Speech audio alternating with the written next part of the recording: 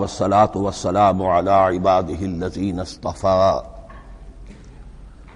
خصوصا على أفضلهم وخاتم النبيين محمد الأمين وعلى آله وصحبه أجمعين. أما بعد فأعوذ بالله من الشيطان الرجيم. بسم الله الرحمن الرحيم.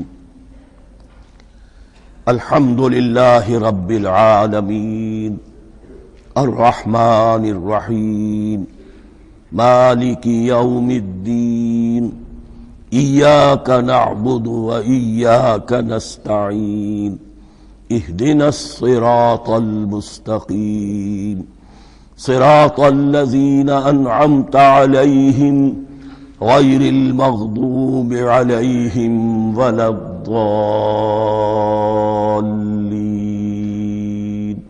آمين.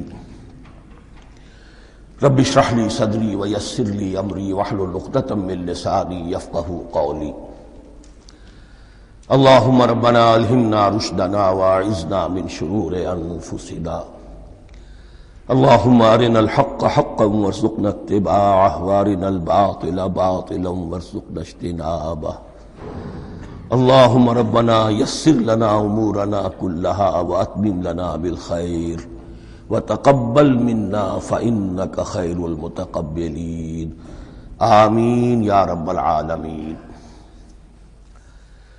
معزز حاضرین اور محترم خواتین، ہم اللہ کے نام سے اس سال کی نماز تراویح کے ساتھ دورہ ترجمہ قرآن کا آغاز کر رہے ہیں.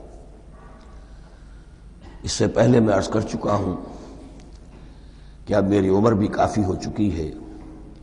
قمری حساب سے 68 برس مکمل ہو چکے ہیں اور مختلف قسم کے عوارض بھی مجھے لاحق ہیں، اور بہت سے احباب نے اور رفقاء نے مشورہ دیا تھا کہ میں اتنا بڑا بوجھ اپنے ذمے نہ لوں، لیکن میں نے خالصتاً توکلاً علی اللہ اس کی ہمت کی، اس کا ارادہ کیا. اس کے لیے اہتمام بھی خصوصاً ہوا ہے. مجھے اندازہ ہے کہ اب میرے خیالات کی جو رو ہے وہ اب اتنی تیز نہیں ہے جتنی کبھی ہوا کرتی تھی. کراس ریفرنسز بھی جو ہیں قرآن حکیم کے وہ اتنے مستحضر نہیں ہیں جتنے کبھی ہوتے تھے، بلکہ واقعہ یہ ہے کہ میری زبان بھی بعض اوقات لڑکھڑاتی ہے، اس لیے کہ مجھے جو ادویات استعمال کرنی پڑتی ہیں ان کا اعصاب پر بھی اثر ہوتا ہے، اور جو ہمارے اعضائے رئیسہ ہیں ان پر بھی اثر ہوتا ہے. بہرحال ان سب کے علی الرغم اللہ کا نام لے کر آغاز کر رہے ہیں. میری انتہائی نگارش یہی ہے، تیرے نام سے ابتدا کر رہا ہوں. ابھی میں نے سورہ فاتحہ کی تلاوت کی اور آپ نے سماعت فرمائی. یہ سورہ مبارکہ مصحف کے اعتبار سے تو پہلی صورت ہے ہی، سب کو معلوم ہے، لیکن یہ بھی نوٹ کر لیجئے کہ یہ نزول کے اعتبار سے بھی سب سے پہلی مکمل صورت جو حضور پر نازل ہوئی وہ یہی ہے. اس سے قبل متفرق آیات نازل ہوئیں. 5 آیتیں سورہ علق کے آغاز میں، کچھ آیتیں سورہ قلم یا سورہ نون کے آغاز میں، کچھ آیتیں سورہ مزمل کی ابتدا کی، کچھ آیتیں سورہ مدثر کے آغاز کی. 5ویں وحی تقریباً اس پر اجماع ہے کہ یہ سورۃ الفاتحہ کی ہے، اور یہ مکمل سورت ہے جو حضور پر نازل ہوئی. سورۃ الفاتحہ کے معنی ہوئے افتتاحی سورت. فتح یفتح کے معنی ہے کھولنا، مفتاح کنجی کو کہتے ہیں، چابی کو. تو یہ اوپننگ سورہ آف دی قرآن، قرآن حکیم کی افتتاحی سورت. ویسے جیسا کہ میں تعارف قرآن کے ضمن میں عرض کر چکا ہوں، عربوں کا یہ مزاج تھا کہ جس چیز سے انہیں خصوصی محبت ہوتی تھی اس کے بہت سے نام رکھتے تھے. اس کے بھی بہت سے نام ہیں. سورۃ الفاتحہ سب سے عام ہے، لیکن الکافیہ، الشافیہ، ام القرآن، اساس القرآن، کم سے کم یہ 4 نام تو میں سمجھتا ہوں کہ ہر مسلمان کو مزید معلوم ہونے چاہیے، اور بھی بہت سے نام. اس سورہ مبارکہ کی بالاتفاق و بالاجماع 7 آیتیں ہیں، اگرچہ ان کی ترتیب میں کچھ اختلاف ہے. ایک رائے یہ رائے امام شافعی کی بھی ہے اور بصرہ کے جو قراء تھے ان کی بھی ہے کہ آیت بسم اللہ بھی سورہ فاتحہ میں شامل ہے، اس کا جز ہے، وہ اس کو شامل کر کے پھر 7 آیتیں بناتے ہیں، تو آخری جنہیں ہم 2 آیتیں سمجھتے ہیں صراط الذین انعمت علیہم غیر المغضوب علیہم ولا الضالین، وہ ان کے نزدیک ایک آیت ہے، تو گویا کہ نتیجہ یہ نکلا کہ آیتوں کی تعداد 7 ہی رہتی ہے۔ امام ابو حنیفہ رحمۃ اللہ علیہ کا موقف اور کوفے کے جو قراء تھے ان کا بھی موقف یہ ہے کہ آیت بسم اللہ نہ سورہ فاتحہ کا جز ہے نہ کسی اور سورت کا جز ہے، سوائے ایک مقام پر جہاں حضرت سلیمان علیہ السلام کا خط جو ہے نقل ہوا ہے، جو انہوں نے ملکہ سبا کو لکھا تھا انہ من سلیمان و انہ بسم اللہ الرحمن الرحیم، تو قرآن کے متن میں صرف اسی جگہ پر یہ آیت شامل سمجھتے ہیں، باقی یہ صرف علامت کے طور پر کہ یہاں سے ایک نئی سورت شروع ہو رہی ہے درج کی گئی ہے۔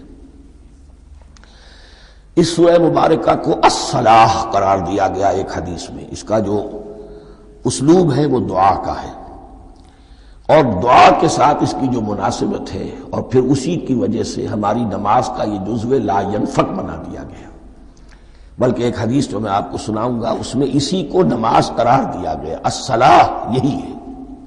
ویسے وہ حدیث مبارک موجود ہے من لم یقرأ بفاتحۃ الکتاب لا صلاۃ لمن لم یقرأ بفاتحۃ الکتاب، جو شخص سورہ فاتحہ کی تلاوت نہیں کرتا اس کی کوئی نماز نہیں۔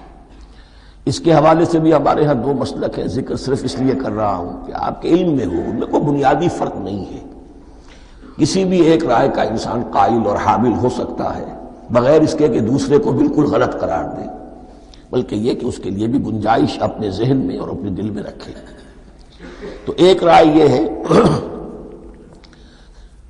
کہ یہ میں کیا عرض کر رہا تھا کوئی بھول گیا ہوں،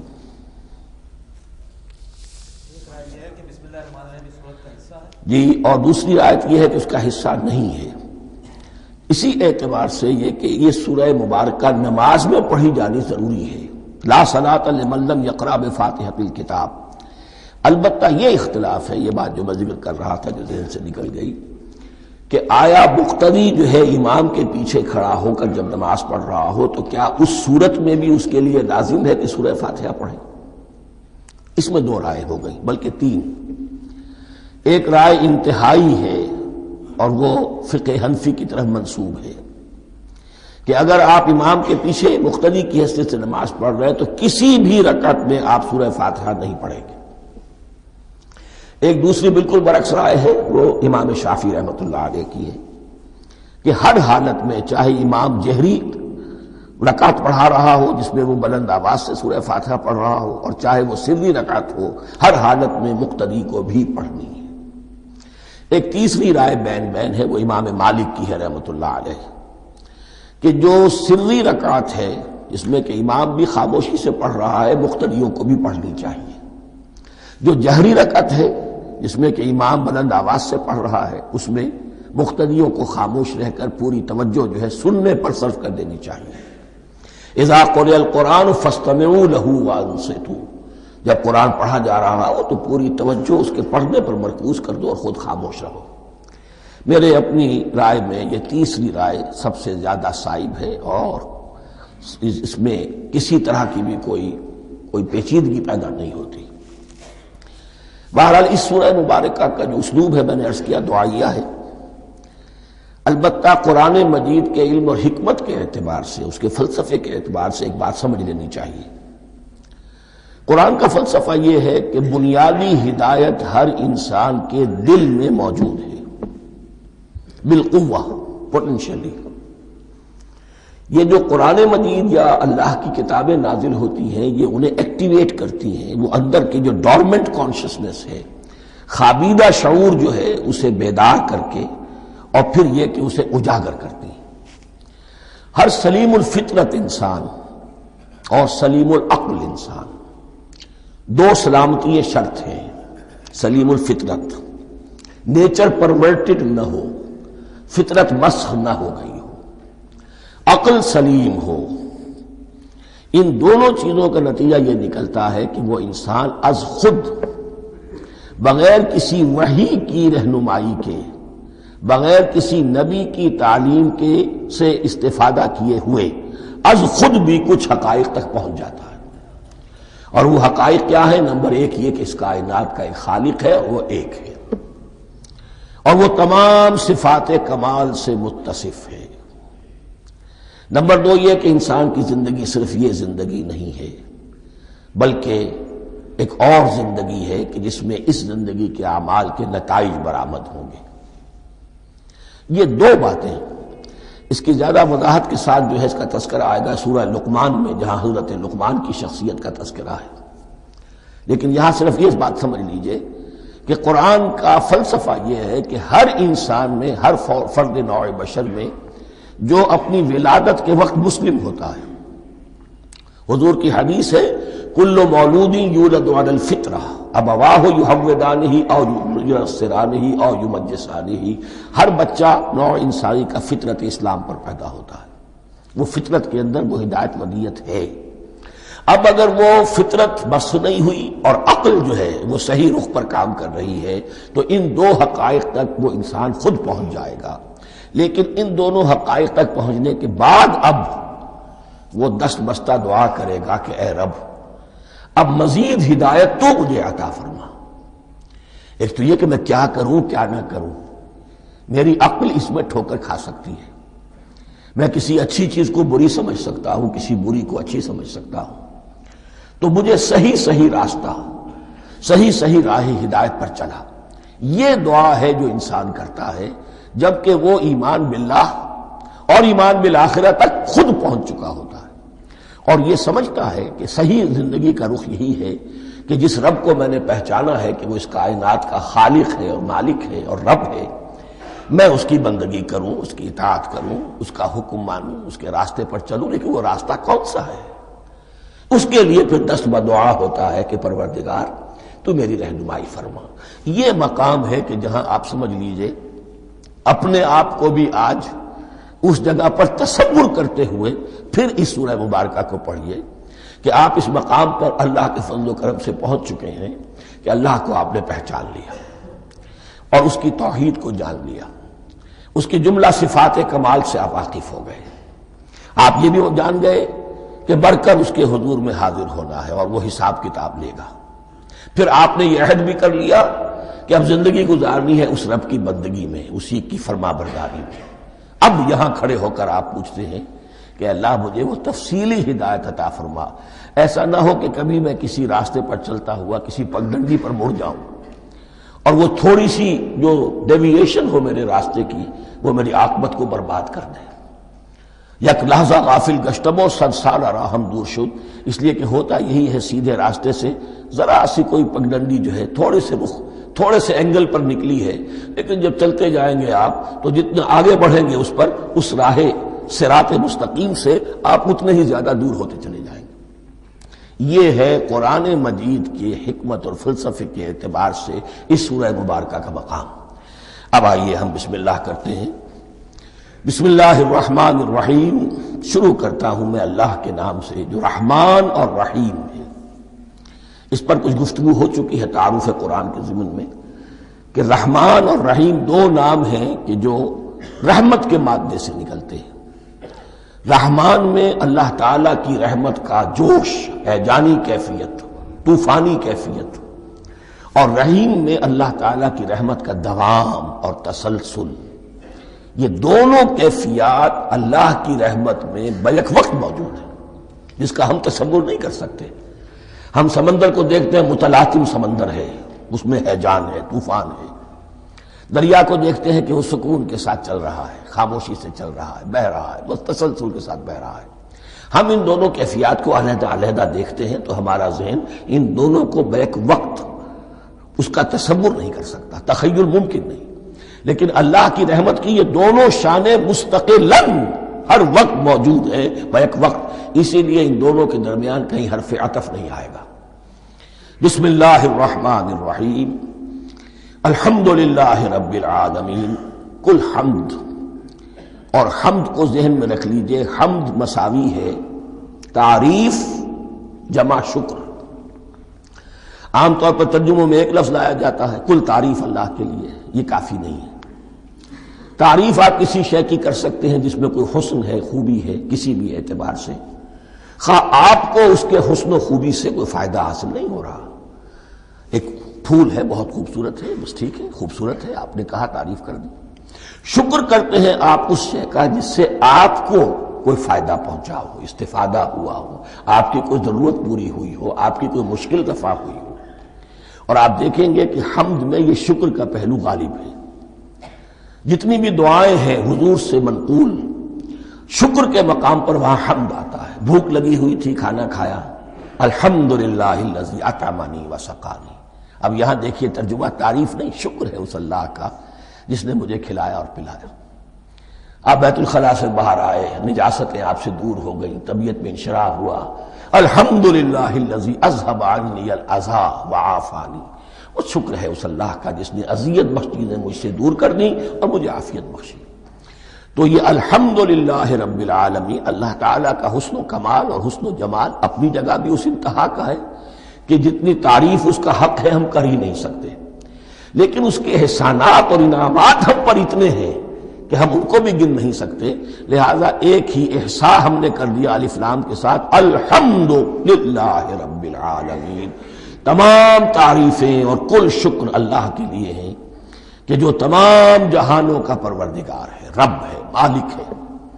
رب میں ایک مفہوم ہوتا ہے ربوبیت کا، اور اس میں مفہوم شامل ہوتا ہے تربیت کا، ربیانی صغیرہ۔ تو مالک ہونا اور تربیت دینا، آپ جس شے کے مالک ہوں گے آپ چاہیں گے اس میں بڑھوتری ہو، اس میں اضافہ ہو، وہ نشو و نما پائے۔ تو یہ دونوں چیزیں آپس میں ایک دوسرے کا جڑی ہوئی ہیں، پروردگار بھی اور مالک بھی۔ عام طور پر عربی میں رب کا لفظ مالک کے لیے آتا ہے، رب البیت، رب الدار، رب المال۔ تو مالک وہاں پر ظاہر بات ہے کہ اس سے مراد کیا ہے، مال والا، گھر والا، گھر کا مالک۔ تو کل شکر اور کل تعریف اس اللہ کے لیے ہے جو تمام جہانوں کا مالک بھی ہے اور پروردگار بھی ہے۔ الرحمن الرحیم، رحمان ہے اور رحیم ہے۔ اب دوبارہ اس کی میں وضاحت نہیں کروں گا۔ مالک یوم الدین، یوم دین کا مختار مطلق ہے۔ دین عربی زبان میں کہتے ہیں بدلے کو، دناہم کما دانو، کما تدینو تو دانو، یہ کہاوت ہے۔ جیسے اردو میں ہم کہتے ہیں جیسا کرو گے ویسا بھرو گے، کما تدینو تو دانو۔ تو یہ ہے بدلہ، اس کا بنیادی مفہوم جو ہے وہ بدلہ ہے۔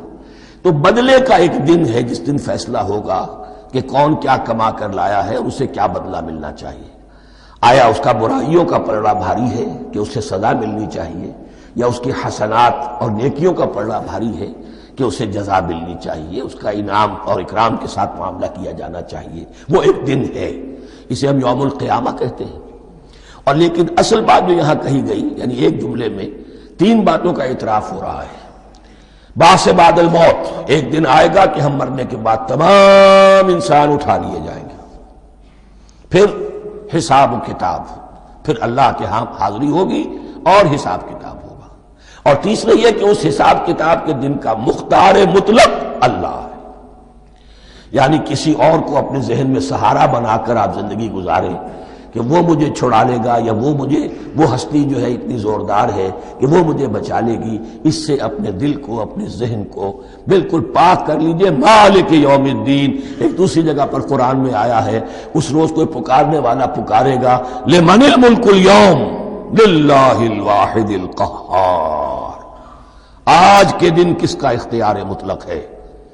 اور پھر کہا جائے گا اللہ کے لیے، الواحد قہار، جو پوری طرح چھایا ہوا ہے، بس تولی ہے۔ تو مالک یوم الدین، جو جزا و سزا کے دن کا مالک ہے۔ اب یہاں سے کلام ایک رخ بدل رہا ہے۔ ابھی تک تو یہ غائبانہ انداز میں کلام ہو رہا ہے، اللہ سے خطاب نہیں آیا اس میں ابھی۔ الحمدللہ رب العالمین الرحمن الرحیم مالک یوم الدین۔ اب خطاب ہے، ایاک نعبد و ایاک نستعین، ہم صرف تیری ہی بندگی کرتے ہیں اور کریں گے، اور ہم صرف تجھ ہی سے مدد مانگتے ہیں اور مانگیں گے۔ یہ ترجمہ میں کیوں کر رہا ہوں کہ یہ فعل مضارع ہے۔ عربی زبان میں فعل مضارع حال اور مستقبل دونوں کو کور کرتا ہے۔ کا جو ہے مفعول فاعلی جو ہے، مفعول جو ہے اس میں ضمیر مفعولی اسے پہلے لا کر حشر کا مضمون پیدا ہو گیا۔ ہم تیری بندگی کرتے ہیں نہیں، ہم تیری ہی بندگی کرتے ہیں اور کریں گے۔ حال میں ترجمہ کیجئے تو یہ اظہار حال ہے، اور مستقبل میں ترجمہ کیجئے تو یہ ایک عہد ہے، قول و قرار ہے، بہت بڑا معاہدہ ہے۔ وَإِيَّاكَ نَسْتَعِينُ، اور صرف تجھ ہی سے مدد مانگتے ہیں اور مانگیں گے۔ اس میں بھی حال کا ترجمہ اظہار حال، اللہ کرے کہ واقعی ہمارا حال وہی ہو، جب ہم یہ الفاظ کہتے ہیں تو واقعتاً ہم اس پر پورے اتر رہے ہوں کہ اسی کی بندگی کر رہے ہوں اور اسی سے ساری استعانت اور استمداد کر رہے ہیں۔ جہاں تک مستقبل کا تعلق ہے وہ پھر ایک عہد ہے۔ اہدنا الصراط المستقیم، یہ مقام وہ آ گیا کہ یہاں تک تو اے پروردگار ہم پہنچ گئے تیرے فضل سے، تیرے کرم سے۔ فطرت سلیمہ بھی تیری عطا کردہ تھی، عقل سلیم بھی تیری ودیعت کردہ تھی، ان دونوں کی روشنی سے ہم یہاں تک تو پہنچ گئے۔ اب ہماری جو ضرورت ہے، احتیاج ہے، وہ کیا ہے؟ اہدنا الصراط المستقیم، ہدایت بخش ہمیں سیدھے راستے کی۔ یہاں دو باتیں سمجھ لیجئے۔ انفرادی سطح پر انسان کے لیے نہ معلوم کتنے مرحلے آتے ہیں ہر روز کہ جس میں وہ ایک چھٹک کر کھڑا ہو جاتا ہے، یہ کروں یا یہ کروں، دو آلٹرنیٹو سامنے آ رہے ہیں، فیصلہ کرنا مشکل ہو رہا ہے۔ قدم قدم پر ہدایت کی ضرورت ہے۔ اور اجتماعی طور پر نوع انسانی تین بڑے بڑے تمدنی مسائل میں واقعہ یہ ہے کہ تسلیم کر لیا جانا چاہیے کہ عقل انسانی اس کو راستہ نہیں دکھا سکتی۔ عام معاشرتی سطح پر مرد اور عورت کے درمیان حقوق اور اختیارات کا کیا توازن ہو، ناممکن ہے، انسان طے نہیں کر سکتا۔ انسان یا مرد ہے یا عورت ہے۔ عورت سوچے گی اپنے لحاظ، اپنے جذبات کا، اپنے خیالات کا لحاظ رکھے گی، مرد کے جذبات و احساسات کا اسے اس کا کوئی تصور ہی ممکن نہیں۔ مرد سوچے گا اسے اپنے احساسات معلوم ہے، لیکن یہ کہ عورت کے احساسات سے وہ نابلد ہے، ان کو محسوس کر ہی نہیں سکتا۔ لا محالہ وہ اپنے بارے میں وہ جو بھی نظام بنائے گا اس میں وہ اپنی بالادستی رکھے گا۔ وہ تو ایک ہی ہستی ہو سکتی ہے کہ جو دونوں کی خالق ہے، مرد کی بھی عورت کی بھی، اور اس کو دونوں سے محبت ہے، دونوں کا خیر خواہ ہے، دونوں کا رب ہے، دونوں کو پروان چڑھانا چاہتا ہے۔ اسی طرح فرد اور معاشرہ یا ریاست، حکومت اور ریاست ہمیشہ یہ چاہتی ہے کہ سارے اختیارات ہمارے ہاتھ میں آ جائیں، ٹوٹلیٹیرین سوسائٹی ہو، بس ہم حکم دیں اور لوگ اس پر چلیں۔ افراد یہ چاہتے نہیں، ہمیں آزادی ہونی چاہیے۔ اب آپ دیکھیے کہ دنیا میں کتنے جھگڑے چلتے ہیں اسی پر، فریڈم فریڈم فریڈم۔ وہ فریڈم واقعتاً اپنی جگہ پر ایک شے ہے، افراد کی آزادی ہونی چاہیے، لیکن افراد کی آزادی اتنی نہ ہو جائے کہ وہ مادر پدر آزاد ہو جائے، کوئی قانون، کوئی قاعدہ، کوئی اخلاقی کوئی حدود اور قیود جو ہے ان کا پابند نہ رہے۔ تو اب کہاں ہے وہ نقطہ اعتدال کہ جس میں انسان کی انفرادی آزادی، انفرادی اختیار اور ادھر اجتماعی مصلحتیں جو ہیں ان کو بیلنس کیا جا سکے؟ انسان طے نہیں کر سکتا، صرف اللہ ہی اس کے لیے نظام دے سکتا ہے۔ تیسرا مسئلہ ہے سرمایہ اور محنت، اس میں کیا توازن ہو؟ سرمایہ اور محنت دونوں مل کر کچھ بنا رہے ہیں، کچھ پروڈیوس کر رہے ہیں۔ اب اس میں نفع جو ہوا ہے اس میں سرمایہ کا کتنا حصہ ہونا چاہیے اور لیبر کا کتنا ہونا چاہیے، کون طے کر سکتا؟ اس کے لیے بھی کہ ایسا نہ ہو کہ سرمایہ داری جو ہے آکاش بیل بن کر پورے معاشرے پر چھا جائے اور غریب بیچارہ، مزدور بیچارہ، کاشتکار بیچارہ وہ گویا کہ چکی کے دو پارٹوں میں پس کر رہ جائے، اس کی کوئی حیثیت نہ رہ جائے۔ لیکن یہ کہ دوسری طرف اگر یہ کہ مزدور کا جو حق ہے اس سے زیادہ اس کو دے دیا جائے تو سرمایہ جو ہے وہ سکڑ جائے گا، شائی ہو جائے گا، وہ پھر میدان میں نہیں آئے گا۔ کیا کیا جائے؟ کون سا نقطہ عدل و اعتدال ہے؟ یہ تین مسائل ایسے ہیں، اہدنا الصراط المستقیم۔ تو یوں سمجھیے کہ ایک جو بنیادی ہدایت تھی، ایک اللہ کو پہچان لینا، یہ جان لینا کہ کل حسن و جمال اور تمام انعام و اکرام کا منبع اس کی ذات ہے، وہ رحمان ہے اور رحیم ہے، اور یہ جان لینا کہ مرنے کے بعد جی اٹھنا ہے، حساب کتاب ہے، فیصلہ ہوگا جزا و سزا کا، اور مختار مطلق اس دن کا اللہ ہے۔ پھر یہ عہد کر لینا ایاک نعبد و ایاک نستعین، اس کے بعد دعا، پروردگار ہمیں ہدایت پر قائم رکھ، ہماری ہدایت میں اضافہ فرما۔ اس ہدایت کے لفظ کو سمجھ لیجئے، بنیادی ہدایت، تفصیلی ہدایت، قدم قدم پر ہدایت، ہدایت پر ہدایت۔ والذین اہتدوا زادہم ھدی، جو لوگ ہدایت کے راستے پر آتے ہیں اللہ ان کی ہدایت میں اضافہ کرتا ہے۔ تو یہ قدم قدم پر ہمیں ہدایت کی ضرورت ہے اور مرحلہ وار ضرورت ہے۔ ہدایت اس کو بھی کہتے ہیں کہ کسی نے آپ سے کوئی پتہ پوچھا، آپ نے کہا ادھر جانا، پھر دوسری گلی میں مڑنا، پھر جانا دو تین لائٹیں چلے جانا، پھر مڑنا وغیرہ وغیرہ، یہ بھی ہدایت ہے، نظری طور پر آپ نے بتایا ہے۔ ایک ہدایت یہ ہوئی کہ بھائی میں چلتا ہوں آپ کے ساتھ، میں آپ کو وہاں تک پہنچا دوں گا تاکہ آپ کو دقت نہ ہو، آپ نے منزل تک پہنچا دیا۔ ان دونوں کے درمیان، یہ تو میں نے ایک فرد کی مثال دی ہے، اللہ اور بندے کے درمیان نہ معلوم کتنے مراحل ہیں ہدایت کے۔ تو کسی وقت بھی انسان اپنے آپ کو ہدایت خداوندی سے مستغنا نہیں سمجھ سکتا، اور نہیں تو پروردگار جو ہدایت دی ہے اس پر ہدایت پر قائم رکھ۔ کیا پتہ شیطان کا کوئی حملہ، کیا پتہ ہمارے نفس کی کوئی شرارت کسی ایسے رخ پر ہمیں ڈال دے کہ اب تک کی ساری کمائی بھی ضائع ہو جائے۔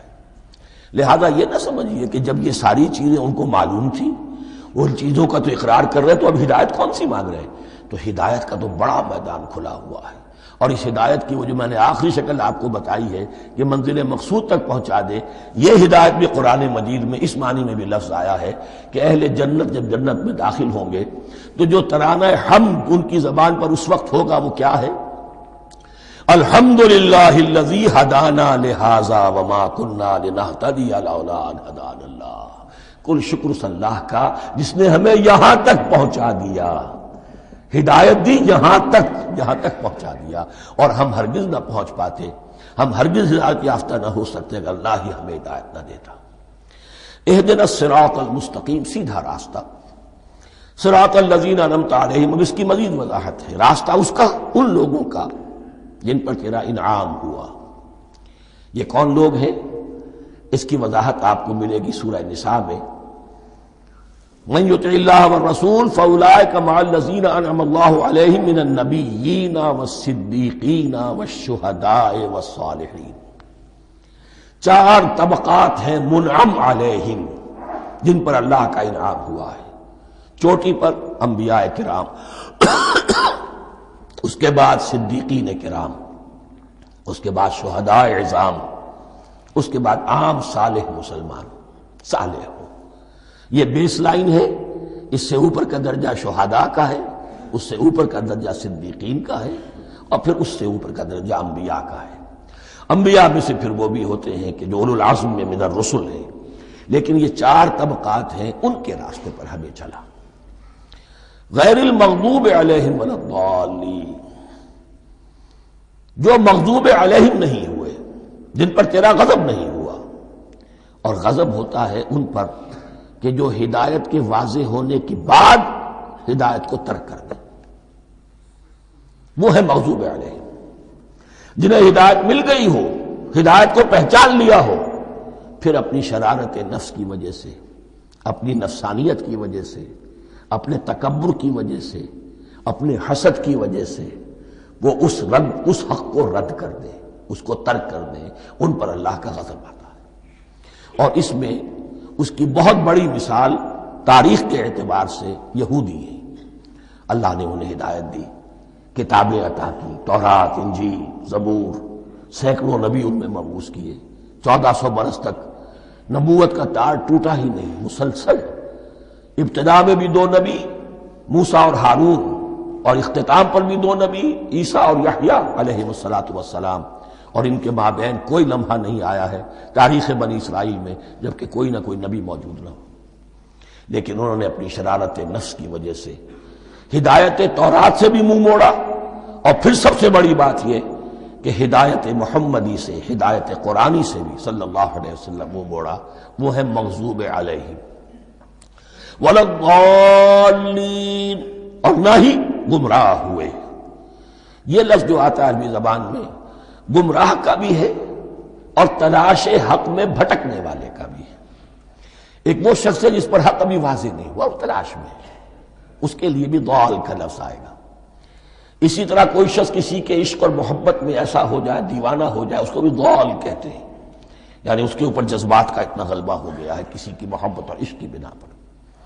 تو حضور کے لیے یہ لفظ آیا ہے وَوَجَدَكَ ضَالًّا فَهَدَىٰ، اور یہ تو سورۃ الضحیٰ ہے، اکثر بیشتر لوگوں کو یاد ہوگی۔ تو یہ جو ضال کا لفظ ہے، اس میں سمجھ لیجئے ضروری نہیں ہے کہ وہ گمراہ ہو، بلکہ وہ بھی کہ جو ابھی راہ ہدایت کی طلب میں، اس کے حصول کے لیے اس کی تلاش میں کوشاں ہیں، اور وہ بھی کہ جو کسی مغالطے کی وجہ سے حق سے منحرف ہو جائے۔ یہ بھی جان لیجئے کہ ایک ہے بدنیتی، تکبر، حسد، حق کو جان کر پہچان کر رد کر دینا یا چھوڑ دینا یا ترک کر دینا، ایک ہے کسی غلطی میں، کسی جذبات کے اندر آ کر، کسی غلو کے اندر مبتلا ہو کر اور حق سے منحرف ہو جانا۔ اس کی جو سب سے بڑی مثال ہے وہ نصارہ ہے، عیسائی ہے۔ حضرت مسیح کو انہوں نے مانا لیکن غلو کیا، یہ لفظ آئے گا آگے، لا تغلو فی دینکم، اپنے دین میں غلو نہ کرو۔ جیسے ہمارے ہاں بھی بعض لوگ ہیں جو حضور صلی اللہ علیہ وسلم کی تعریف میں، حضور صلی اللہ علیہ وسلم کے ساتھ اپنی محبت کے اظہار میں غلو کر جاتے ہیں۔ یہ انتہا درجے کو ہو گیا تھا حضرت مسیح علیہ السلام کے ماننے والوں میں، اور اس کی بنا پر انہوں نے تثلیث کا عقیدہ ایجاد کر لیا اور حضرت مسیح علیہ السلام کو اللہ کا بیٹا بنا دیا۔ تو اس کی سب سے بڑی مثال ضالین کی اس اعتبار سے کہ ہدایت پانے کے بعد کسی بدنیتی سے نہیں بلکہ کسی اچھے جذبے میں غلو کی وجہ سے، رسول سے محبت کرنا تو اچھا جذبہ ہے، لیکن یہ محبت بھی ایک حد میں رہنی چاہیے۔ غلو کرے گی تو ظاہر بات ہے کہ اس کے بعد وہ گمراہی کی طرف لے جائے گی۔ تو یہ ہے اس سورہ مبارکہ کا ترجمہ، اور اس کے بعد آخر میں آمین کہنا یہ مسنون بھی ہے، کہنا چاہیے۔ البتہ اختلاف یہاں بھی صرف اتنا ہے کہ نماز میں جب آپ امام کے ساتھ ہیں، وہ اگر جہری قرات کر رہا ہے تو آیا اس کے بعد آپ کو بھی بالجہر کہنا ہے آمین یا نہیں کہنا، یہ اختلاف ہے، ان میں کوئی فرق واقع نہیں ہوتا۔ یہ چیز متفق علیہ کہ کہنا ہے آمین، بلکہ یہ آمین تو یہودیوں میں ہے، یہ آمین جو ہے یہ عیسائیوں میں بھی ہے۔ ان کی بھی جو پریئر، لارڈس پریئر ہے، اس کے بعد آمین، وہ آمین کہتے ہیں، وہ فرق، وہ لفظ ایک ہی ہے، اس لیے کہ عبرانی زبان اور عربی زبان، یا تو ہم یہ کہہ سکتے ہیں کہ دونوں بہنیں ہیں، کوئی ایک مشترک زبان تھی ان کی ماں جس کی یہ دو بیٹیاں ہیں، اور یا یہ کہنا پڑے گا کہ عربی زبان کی ماں جو ہے وہ عبرانی زبان ہے۔ بہرحال بڑا قریبی رشتہ عربی کا اور عبرانی کا ہے، اس اعتبار سے وہ آمین۔ اب آپ کو معلوم ہے ہم السلام علیکم وہ کہتے ہیں، وہ سلام کہتے ہیں، فرق کیا ہے؟ وہ تو تلفظ کا فرق ہے۔ اسی طریقے سے اور بہت سے الفاظ ہیں، میں بعد میں بتا۔ اب میں اس سورہ مبارکہ کے بارے میں خاص حدیث آپ کو سنانا چاہتا ہوں، اور اسی سے در حقیقت جو امام ابو حنیفہ کا موقف ہے رحمۃ اللہ علیہ، اس کی حقانیت مزید مبرہن ہو جائے گی۔ یعنی کیا کہ آیت بسم اللہ سورہ فاتحہ کا جز نہیں ہے، سورہ فاتحہ الحمدللہ رب العالمین سے شروع ہوتی ہے۔ وہ میں آپ کو بتانا بھول گیا کہ جن کے نزدیک یہ سورت کا جز ہے وہ پھر جہری قرات میں بسم اللہ الرحمن بھی بلند آواز سے کہیں گے، اور جن کے نزدیک یہ سورہ فاتحہ کا جز نہیں ہے وہ نہیں کہیں گے، وہ الحمدللہ رب العالمین سے قرات کریں گے۔ تو کوئی فرق نہیں ہے بنیادی۔ یہ حدیث جو ہے یہ مسلم شریف میں ہے اور حدیث قدسی ہے۔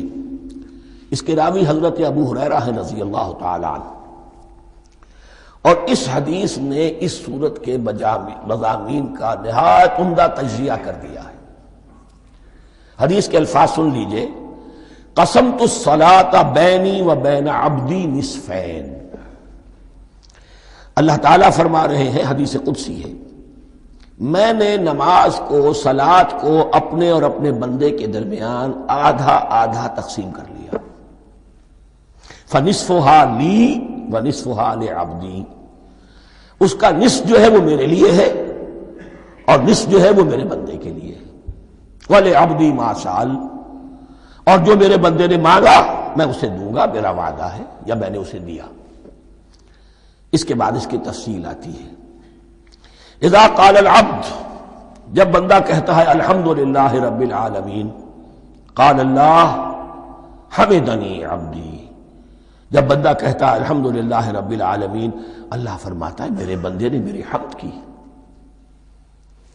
وَإِذَا قَالَ الرَّحْمَنِ الرَّحِيمِ قَالَ اللَّهُ اثْنَى عَلَيَّ عَبْدِي، جب بندہ کہتا ہے الرحمن الرحیم، اللہ فرماتا ہے میرے بندے نے میری ثنا کی۔ وَإِذَا قَالَ مَالِكِ يَوْمِ الدِّينِ قَالَ اللَّهُ تَعَالَى مَجَّدَنِي عَبْدِي، میرے بندے نے میری تمجید بیان کی، میری بزرگی بیان کی۔ اب یہ تین آیتیں ہو گئیں، تینوں میں اللہ کی حمد ہے، ثنا ہے، تمجید ہے۔ یہ تین آیتیں خالص اللہ کے لیے ہو گئیں۔ اب چوتھی آیت آئی، ایاک نعبد و ایاک نستعین۔ اس کے بارے میں جب بندہ کہتا ہے اذا قال العبد ایاک نعبد و ایاک نستعین، قال اللہ تعالی ھذا ما بینی و بین عبدی ولعبدی ما سأل، یہ میرے اور میرے بندے کے درمیان ہے۔ یہ تو یوں سمجھیے کہ یہ گرہ لگ گئی ہے میرے اور میرے بندے کے مابین۔ اس نے مجھ سے قول و قرار کیا ہے، اس نے میری بندگی کا اعتراف کیا ہے، اس نے تسلیم کیا ہے کہ میری ہی بندگی کرتا ہے اور کرے گا، اور مجھ سے مدد چاہیے ہے۔ ھذا ما بینی و بین عبدی، یہ معاہدہ ہے۔ معاہدہ دو فریقوں کے مابین ہوتا، یہ میرے اور میرے بندے کے مابین ہے۔ وَلِعَبْدِي مَا سَأَلَ، اور میں نے اپنے بندے کو دیا جو اس نے مانگا۔ وہ میری مدد چاہتا ہے، میری مدد اس کے شامل حال رہے گی۔ فَإِذَا قَالَ، اور جب بندہ کہتا ہے اهْدِنَا الصِّرَاطَ الْمُسْتَقِيمَ صِرَاطَ الَّذِينَ أَنْعَمْتَ عَلَيْهِمْ غَيْرِ الْمَغْضُوبِ عَلَيْهِمْ وَلَا الضَّالِّينَ، قَالَ اللَّهُ تَعَالَى هَذَا لِعَبْدِي وَلِعَبْدِي مَا سَأَلَ۔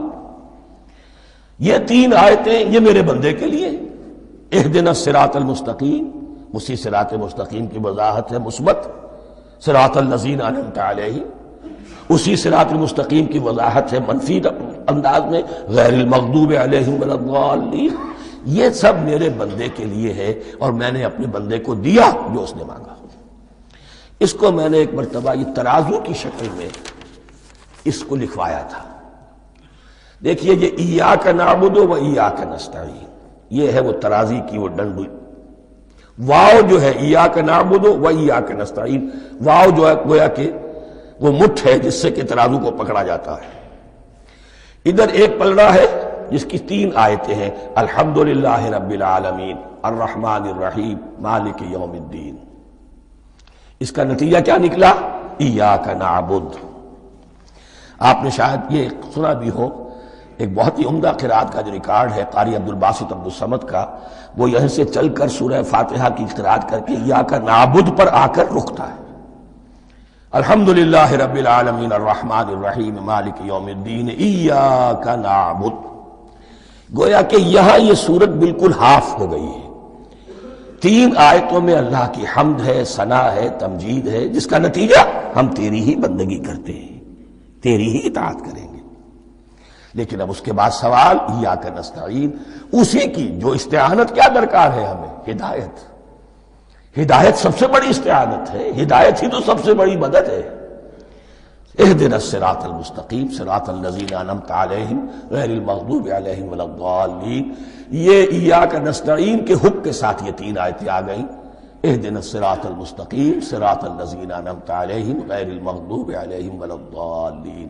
قسمت الصلاة بینی و بین عبدی نصفین فنصفها لی ونصفها لعبدی ولعبدی ما سأل۔ اللہ تعالیٰ اس سورہ فاتحہ کا جو اصل مفہوم ہے وہ بھی ہمارے ذہنوں پر، ہمارے شعور کی سطح پر اسے اجاگر کیے رکھے، ہمیں توفیق دے کہ جب بھی پڑھیں، جب بھی سنیں تو وہ کیفیت اگر ہو جائے۔ اس لیے کہ ایک حدیث ہے کہ الصلاۃ معراج المومنین، نماز تو اہل ایمان کے حق میں معراج کے درجے میں ہے۔ اس حوالے سے ہم یہ سمجھ سکتے ہیں کہ کوئی وقت ایسا آ سکتا ہے کہ انسان کو واقعتاً، روح انسانی واقعتاً اللہ کے یہ جواب سنے۔ انہونی بات نہیں ہے یہ، ہوتا ہے خطاب آخر، اٹھتا ہے حجاب آخر، کرتے ہیں خطاب آخر، یہ تو ہوتا ہے۔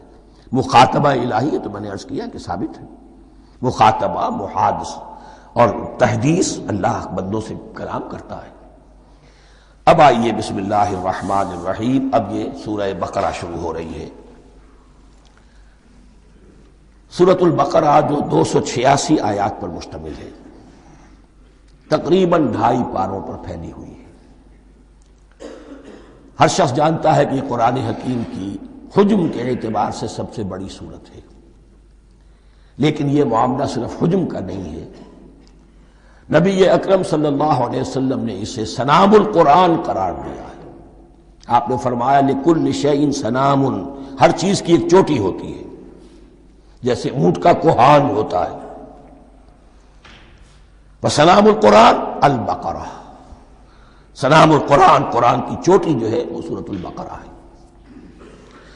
یہ نوٹ کر لیجئے جو میں نے کل آپ کو جو مختلف مکی اور مدنی صورتوں کے گروپوں کے بارے میں بتایا تھا کہ یہاں سے اب پہلی منزل بھی شروع ہو رہی ہے اور پہلا گروپ بھی شروع ہو رہا ہے، اور اس کے ساتھ جو اگلی صورت آئے گی وہ اس کا جوڑا ہے، سورہ آل عمران، جس کی سب سے نمایاں علامت یہ نوٹ کیجئے، یہ بھی الف لام میم سے شروع ہوئی، اگلی بھی الف لام میم سے شروع ہوگی۔ اس کے بعد دو صورتیں مدنی اور ہیں، لیکن ان دونوں میں نہ حروف مقطعات ہے نہ کوئی اور تمہیدی کلام ہے، براہ راست خطاب سورہ نساء میں یا ایھا الناس اور سورہ مائدہ میں یا ایھا الذین آمنوا، کوئی تمہیدی بات نہیں، کوئی حروف مقطعات نہیں، براہ راست خطاب۔ وہ ایک جوڑا ہے سورہ نساء اور سورہ مائدہ، اور یہ ایک جوڑا ہے سورہ بقرہ اور سورہ آل عمران۔ سورہ بقرہ اور سورہ آل عمران کو نبی اکرم صلی اللہ علیہ وسلم نے الزہراوین بھی قرار دیا ہے۔ زہرا کہتے ہیں بڑی روشن چیز کو، یہ حضرت فاطمہ رضی اللہ تعالی عنہا کے نام کے ساتھ آتا ہے، فاطمۃ الزہراء، تو زہرا بہت روشن دمکتی ہوئی شے۔ الزہراوین، یہ دو نہایت دمکتی ہوئی صورتیں ہیں جو قیامت کے دن دو بدلیوں کی شکل میں ظاہر ہوں گی، حضور نے فرمایا، اور جو لوگ ان صورتوں سے محبت کرتے تھے ان پر سایہ کریں گی۔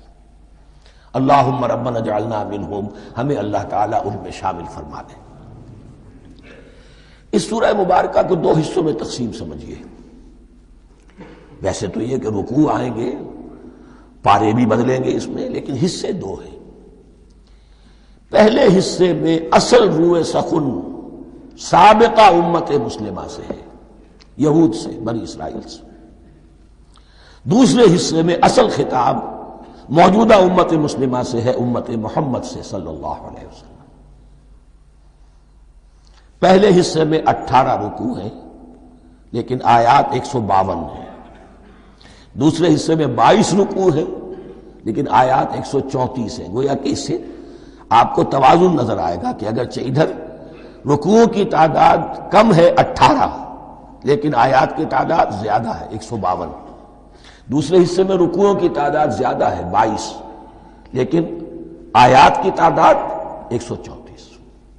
اسی لیے اس کا ایک نام میں نے تجویز کیا ہے، وہ اس لیے تاکہ کچھ حقائق آپ کے ذہنوں میں ان ناموں کے حوالے سے بھی انشاءاللہ محفوظ ہو جائیں گے۔ سورۃ الامتین، دو امتوں کی سورت، اس لیے کہ تقریباً نصف اس کی ساری بحث جو ہے، مرکزی بحث، وہ سابقہ امت مسلمہ بنی اسرائیل، اور دوسرا نصف اس میں سارا خطاب وہ ہے موجودہ امت مسلمہ یعنی امت محمد صلی اللہ علیہ وسلم۔ اس کا جو پہلے 18 رکوع ہے یا پہلا حصہ ہے، اس کے اندر ڈویژن فردر ہوگی ورٹیکل، عمودی، پہلے 4 رکوع، پھر 10 رکوع، پھر 4 رکوع۔ لیکن جو 22 رکوع ہیں دوسرے حصے کے، دوسرے نصف کے، اس میں ڈویژن جو ہے جو ہاریزونٹل ہے، وہ افقی تقسیم ہے، عمودی نہیں، افقی، وہ میں بعد میں بیان کروں گا جب ہم وہاں پہنچ جائیں گے۔ ان کو پہلے سمجھ لیجئے، اس پہلے حصے کی جو تقسیم میں نے کی ہے، پہلے 4 رکوع، پھر 10 رکوع اور پھر 4 رکوع۔ پہلے 4 رکوع یوں سمجھیے کہ پورے قرآن مجید کے لیے اس کی حکمت اور فلسفے کا جو حصہ مکی قرآن میں بیان ہو چکا تھا اس کا خلاصہ ہے۔ جب یہ صورت نازل ہو رہی ہے تو یہ تو مدینہ میں حضور تشریف لا چکے ہیں، 12-13 سال جو ہے گزر چکے ہیں، اور ان 12-13 سالوں کے دوران 2/3 قرآن نازل ہو چکا ہے۔ اس میں جو بھی حکمت، فلسفہ اور بنیادی دعوت، یہ جو چیزیں مکی قرآن میں بیان ہوئی، ان کا خلاصہ نچوڑ نکال کر یہاں 4 رکوعوں میں رکھ دیا گیا۔ اگرچہ ان میں بھی جب گہرائی میں آپ دیکھیں گے تو روح سخن جو ہے وہ بنی اسرائیل کی طرف ہے، وہ میں بعد میں عرض کروں گا، لیکن اضافی طور پر یہ سمجھ لیجئے کہ پورے مکی قرآن کے حکمت اور پیغام کا خلاصہ ان 4 رکوعوں میں۔ پھر 10 رکوع ہیں جن میں براہ راست خطاب ہے سابقہ امت مسلمہ، یا بنی اسرائیل۔ اس کے بھی 2 حصے ہیں۔ پہلے ایک رکوع میں دعوت ہے، بڑا انداز اس کا بڑا پیارا ہے، اس میں دعوت ہے، ایمان لاؤ محمد پر صلی اللہ علیہ وسلم۔ اور اس کے بعد 9 رکوع ہیں ملامت کے، ملامت، تنقید، تم نے یہ کیا اور یہ کیا اور یہ کیا، ہم نے یہ احسان کیے، یہ احسان کیے، یہ احسان کیے، تم نے یہ ناشکری کی، یہ ناشکری کی، یہ ناشکری کی۔ اور اس سب کا نتیجہ آخری 4 رکوعوں میں ہے کہ اب تمہیں اس منصب سے معزول کیا جا رہا ہے جس پر تم 2000 برس تک 2000 برس تک فائز رہے ہو، اور تمہیں ہٹا کر اب ایک نئی امت محمد کی شکل میں جو وجود میں آ چکی ہے صلی اللہ علیہ وسلم، اسے اس پر فائز کیا جا رہا ہے۔ اور اس کی علامت کے طور پر اسے میں کہا کرتا ہوں کورونیشن، تاج پوشی۔ ایک امت معزول، دوسری امت اس کا نصب ہو رہا ہے، اس کی تاج پوشی کے لیے سمبل، علامت کیا ہے؟ قبلہ تحویل۔ وہ قبلہ یروشلم سابقہ امت کا قبلہ اب ادھر رخ نہیں ہوگا، اب اہل توحید کا قبلہ یہ مکے کی طرف ہوگا، بیت اللہ کی طرف ہوگا۔ تو تحویل قبلہ کا مضمون ہے جو ان 4 رکوعوں میں آتا ہے۔ تو یہ میں نے تھوڑی سی تمہید جو ہے آپ کے سامنے رکھ دی ہے۔ اب بسم اللہ کیجئے۔ بسم اللہ الرحمن الرحیم۔ الف لام میم۔ الف لام میم یہ حروف مقطعات ہیں، یہ علیحدہ علیحدہ پڑھے جاتے ہیں، علم نہیں پڑھ سکتے اس کو۔ الف لام میم، ہا میم ہے، ہا علیحدہ میم علیحدہ، اگرچہ لکھے ہوئے ہوتے ہیں جڑے ہوئے، کاف ہا یا عین صاد لکھے ہوئے جڑے ہوئے، پڑھے جائیں گے علیحدہ علیحدہ، قطع علیحدہ کرنا۔ تو حروف مقطعات ان کے بارے میں ایک بات تو جو ہے اجماعی ہے، سب کے نزدیک مسلم ہے، ان کا کوئی حتمی مفہوم اور ان کے حتمی معنی کسی کو معلوم نہیں سوائے اللہ اور اس کے رسول کے۔ اس معنی میں یوں بھی کہا گیا یہ کوڈ ورڈز ہیں، جیسے کہ کوئی میسیجز جو ہیں ادھر ادھر بھیجے جاتے ہیں، سیکرٹ میسیجز، تو کچھ کوڈ ورڈز ہوتے ہیں جس سے سمجھ میں آتا ہے کہ یہ بات واقعتاً صحیح سورس سے آ رہی ہے، واللہ عالم۔ لیکن اس کا کوئی مفہوم اور اس کے معنی جو ہیں وہ اتفاق اس پر ہے، اگرچہ بعض حضرات نے کچھ اپنی سی کوشش کی ہے، کچھ مفہوم جو ہے بنانے کی، وہ اپنی جگہ پر ہے، لیکن یہ کہ کسی حضرت عبداللہ ابن عباس رضی اللہ تعالی عنہما نے بعض ایسی کوششیں کی ہیں، لیکن ان کی رائے کو بھی ان کی ذاتی رائے سمجھا گیا ہے، امت نے اسے قبول نہیں کیا۔ اجماع اور کنسنسس اسی پر ہے کہ اس کے معنی اور مفہوم کسی کو معلوم نہیں سوائے اللہ اور اس کے رسول کے۔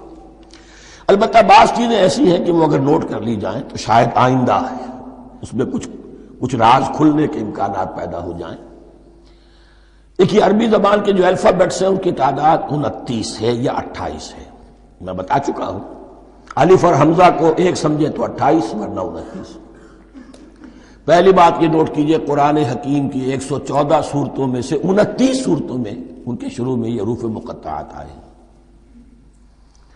دوسری بات یہ کہ اس میں 28 کا نصف کیجئے تو 14 استعمال ہوئے، 14 نہیں استعمال ہوئے، بالکل آدھی تعداد استعمال ہوئی ہے۔ تیسرے یہ کہ جو شروع اور آخر اور درمیان 3 حصوں میں تقسیم کر دیجئے آپ، 9 9 9 پلواڑی 27، ایک طرف 10 رہ جائیں گے۔ پہلے حصے میں سے بہت کم حروف لیے گئے، بہت کم۔ آخری حصے کے تقریباً تمام حروف ہیں، تقریباً۔ درمیانی حصہ وہ ہے کہ جس میں آپ نے دیکھا ہے کہ عربی میں جوڑوں کی شکل میں ہے، صاد ضاد، فرق کیا ہے نقطے کا، سین شین فرق کیا ہے نقطوں کا، را زا فرق کیا ہے نقطے کا۔ تو جو بھی نقطے والا لفظ ہے وہ نہیں لیا گیا، اور جو بغیر نقطے کے غیر منقوط ہے وہ لیا گیا۔ پھر اس میں 3 صورتیں ہیں جن میں ایک ایک حرف آیا ہے، سورہ قاف، سورہ نون، سورہ صاد۔ پھر صورتیں ہیں جن میں 2 آئی ہیں، جن میں 3 آئے ہیں، پھر 4 آئے ہیں، 2 ہی صورتیں ہیں جن میں 4 ہیں، اور 2 ہی صورتیں جن میں 5 ہیں۔ تو یہ ہے صرف یوں سمجھیے کہ اعداد و شمار۔ اس کے حوالے سے کچھ آدمی غور کرے تو شاید کوئی بات نکلے۔ باقی وہ مثال میں آپ کو بتا دیتا ہوں کہ حضرت عبداللہ ابن عباس نے ایک رائے ظاہر کی کہ الف لام میم در حقیقت ایک جملے کا خلاصہ ہے۔ انا اللہ اعلم، پہلا لفظ انا، اس کا الف لے لیا، درمیانی لفظ اللہ، اس کا درمیانی لام لے لیا، تیسرا لفظ اعلم، یہ آخری لفظ ہے، آخری حرف میم لے لیا۔ انا اللہ اعلم، میں اللہ جانتا ہوں، واللہ اعلم، واقعتاً اللہ ہی جانتا ہے۔ یہ حضرت عبداللہ ابن عباس کی رائے ہے، لیکن اگرچہ انہیں حبر الامت مانا گیا ہے، لیکن یہ کہ ان کی اس رائے کو بھی اکثر و بیشتر مفسرین نے قبول نہیں کیا۔ اب جو پہلے 2 رکوع ہیں اس سورہ بقرہ کے، ان کے بارے میں تعویل عام اور تعویل خاص کا ایک بڑا بنیادی فرق ہے جو نوٹ کر لینا چاہیے۔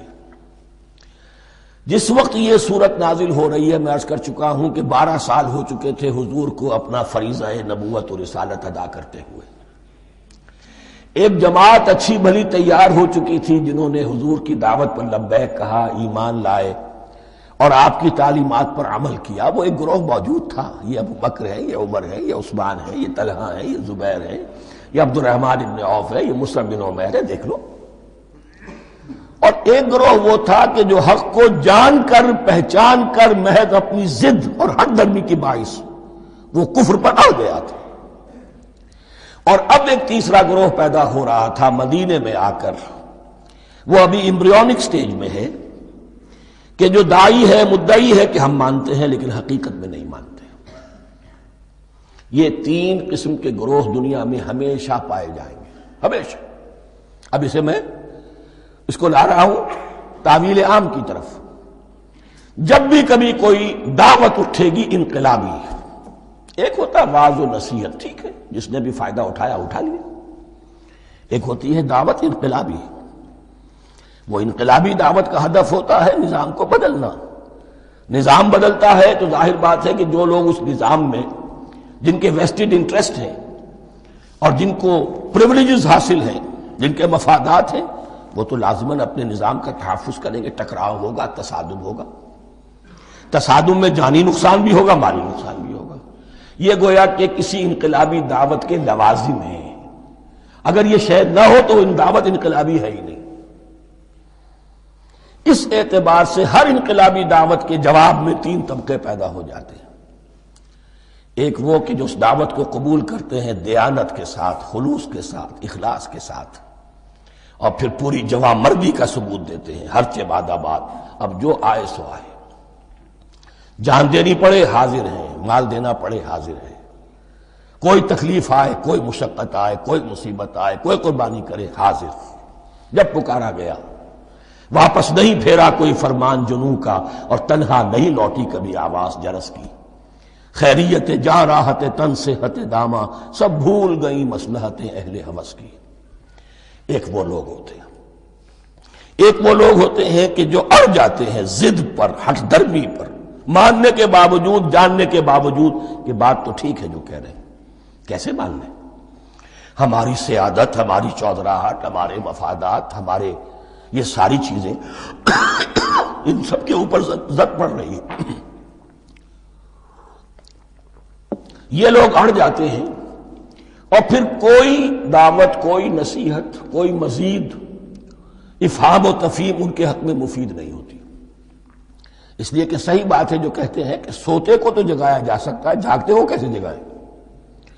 کوئی سویا ہوا ہے تو آپ اسے جگا دیں گے، جو جاگا ہوا ہے لیکن وہ بنا ہوا ہے، وہ اٹھنے کو تیار ہی نہیں ہے، تو آپ کیسے اٹھا دیں گے اس کو؟ تو جو لوگ جان بوجھ کر حق کو پہچان کر رد کر دیتے ہیں، پھر ان کے حق میں کوئی دعوت، کوئی نصیحت، کوئی تبلیغ، کوئی انذار، کوئی تبشیر مفید نہیں ہوتی۔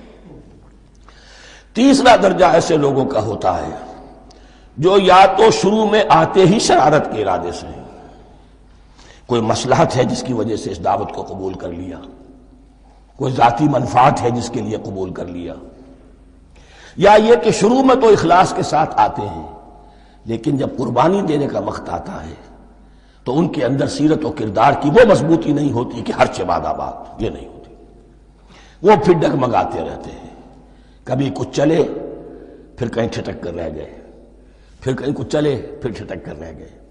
یہ تیسرا طبقہ ہے کہ جو کہتا ہے، دعوی مدعی ہے کہ ہم نے مانا ہے، قبول کیا ہے، بات ٹھیک ہے، کچھ تھوڑا بہت چلتے بھی ہیں لیکن جہاں مشکل آئی ٹھٹک کر کھڑے ہو گئے، اوندھے منہ گر پڑے۔ یہ تیسرا طبقہ ہے۔ اس کے لیے لفظ ہمارے ہاں منافقین بھی ہے، لیکن اس رکوع میں آ کر ابھی ان 4 رکوعوں میں نہیں بلکہ سورہ بقرہ میں مکمل میں بھی کہیں نفاق کا لفظ نہیں آیا ہے، اس لیے کہ اسے مرض سے تعبیر کیا گیا ہے۔ یہ مرض ہے ایک، اور اس مرض کے ذریعے سے لوگوں کے اندر جو ہے وہ ایک نفاق کا بیج پڑ رہا ہے، جو ظاہر ہوگا تو منافقت پوری کی پوری کھل کر سامنے آ جائے گی۔ روگ ہے انسانی شخصیت کا، اس حوالے سے وہ تیسری، اور یہ چونکہ اہم ترین حصہ تھا اور یہ مرض اب شروع ہو رہا تھا، مدینے میں، مکے میں نہیں تھا، لہذا زیادہ تفصیل سے اس کے بارے میں گفتگو ہوئی۔ اب ان 2 رکنوں کا سلسلے وار مطالعہ انشاءاللہ اس دوسری نشست میں کریں گے۔ دوسری نشست سے مراد یہی ہے ابھی